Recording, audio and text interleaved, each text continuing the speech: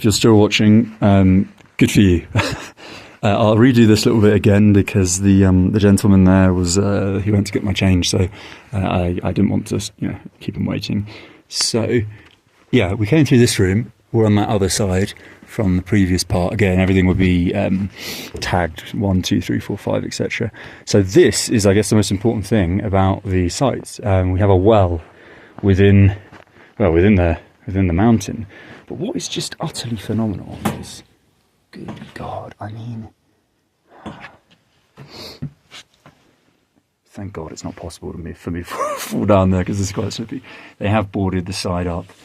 Again, I wonder how many people have dropped their phones down there. And usually, if you see my video from, God, where was it? Was it Vietnam? No, it was in Taiwan. I had my glasses on my, tucked into here, leaned over a cave. I fell down into the abyss. So, and I still only have one pair left, so hopefully I won't do that again. Oh my God. Did you hear that? My weight there, some soil went down.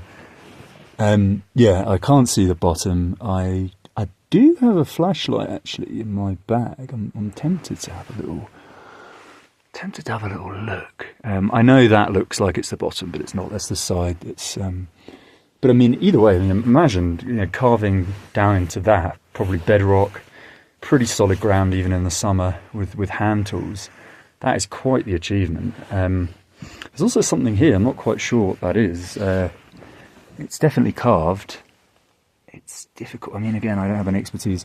I do, if you've watched my channels, have a lot of alternative theories regarding history. I personally think most historical narratives are absolute bullshit. And what I'm about to say is definitely going to deter most people from probably watching my channel ever again or continuing with this video. But I actually believe that a lot of these ancient architectures were at some point greatly more advanced or similarly advanced to how we are now in terms of the technology that they had, and that what we see is the bare remnants following a giant cataclysm of sorts. And again, I know this is all stipulated in biblical texts. I'm not really coming from that angle at all. That's just coincidental from my perspective, and even bolsters the theory. These things are based on allegories and myths and metaphors, but they command a lot of truth. But aside from that, I really, again, if you're just watching this channel, you probably have no idea what you stumbled across.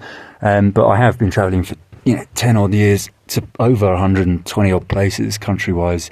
And usually I try to be off the trail and see as much of nature as I can. And just from what I've seen, what I've absorbed, all of the historical so-called truths are fictitious. It's just absolute nonsense. And I've kind of been dabbling in the area of archaeology, and no so-called self-proclaimed archaeologists, they're all just morons.